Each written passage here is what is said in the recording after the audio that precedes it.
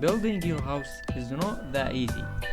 Even with the assistance of the modern machines, it's still a difficult task. However, the construction work is a critical job. There are many activities which involved in the construction work. One such important construction activity is the masonry works. Masonry works is a complex of process that includes, in addition to the basic process by the laying of brick or other stone in the mirror, the deliver and laying out of the stone, and the smoothing of the mirror. For any development of multi-story buildings in any area, the development must go through multiple phases covering a mix of offices and gated housing with full facilities. Hazard identification and risk analysis will be carried out for construction activities and masonry work.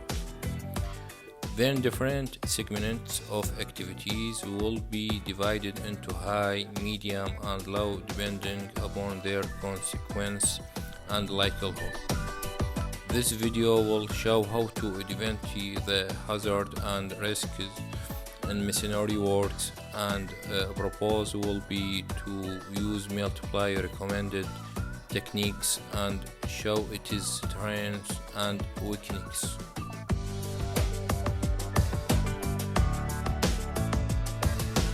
Risk assessment. Hazard identification and risk assessment are carried for identification of undesirable event that can lead to the risk. It is widely accepted within the industry in general. The various techniques of risk assessment contribute greatly toward improvements in the safety of complex operations and equipment. So for the risk assessment is performed based on 5 steps. The first step, which is identifying the hazard.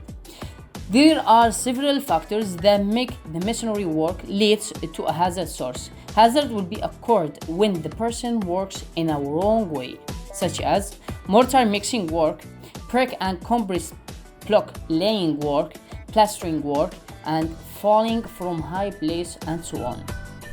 So in order to prevent the hazard in masonry works, a few precautions or control measures should be considered to ensure the safety of the workers, such as 1. Personal protective equipment, 2. Some control measures, and 3. Wearing vertical lifeline while working at height. So step number 2, which is decide who might be harmed and how. Look around the working places and think how the employees could be harmed by the activities or other external factors. For every hazard that's already identified in step number 1, think about who will be harmed, how the hazard will be placed. Step number 3, evaluate the risk and decide on the precautions. After gathering a list of potential hazards, the likelihood of the hazard will occur need to be considered, and how severe the consequences will be if that hazard occurs. When evaluating the risk based on if it is rare, remote, occasional, and frequent, or almost certain, and should be taken into account so that risk rating value can be reduced, such as catastrophic or major, moderate, minor, or negligible. Based on the assessment, we can predict the final table of 5x5 risk matrix with numeric. So step number 4, record your findings and implement them. After evaluating the risk, we are required by law to write down the risk assessment process. The report or plan should be included the hazard that already found, the people that affected, and how to mitigate them. Step number 5, review assessment. The working place is always changing, so the risk also change as well. As new equipment processes and people are introduced, each brings the risk of a new hazard. Continually review and update the risk assessment process to keep alert of these new hazards.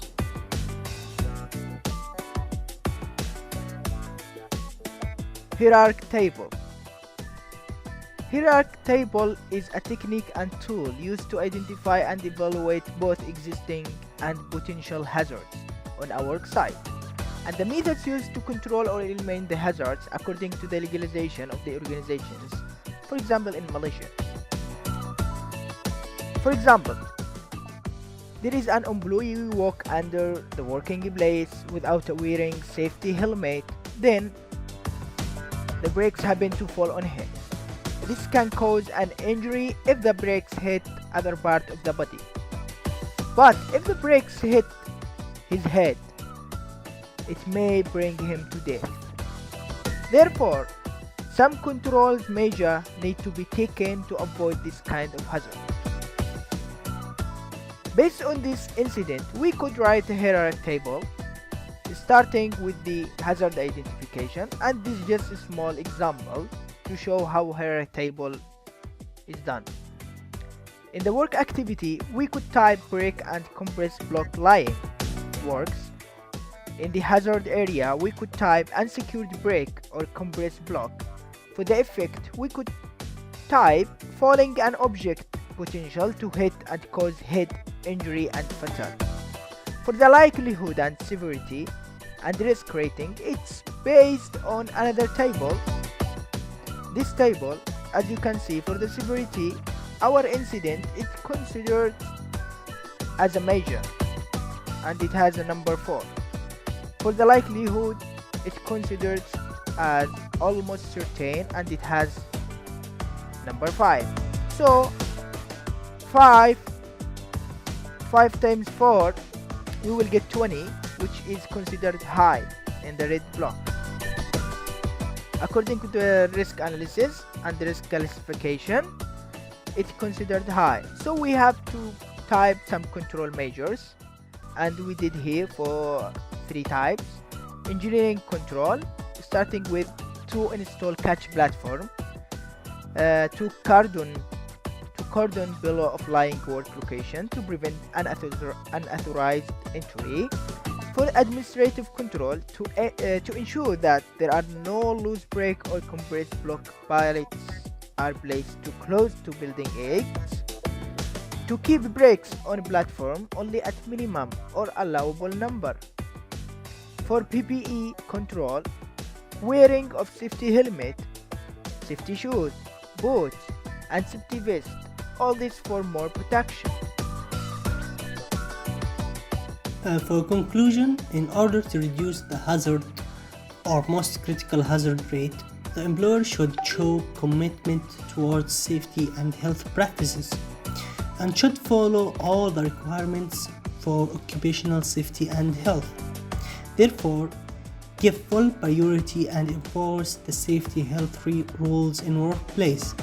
Besides, the hierarchy of control must be used in order to minimize and control the most critical hazard that exists at the workplace. This is to ensure the safety culture can be implemented in an organization, and the management and workers have to take part in any safety and health program and give a full cooperation when it comes to safety and health issues. Lastly, occupational safety is very important, and it's the joint responsibility of all: government, employer, and the worker.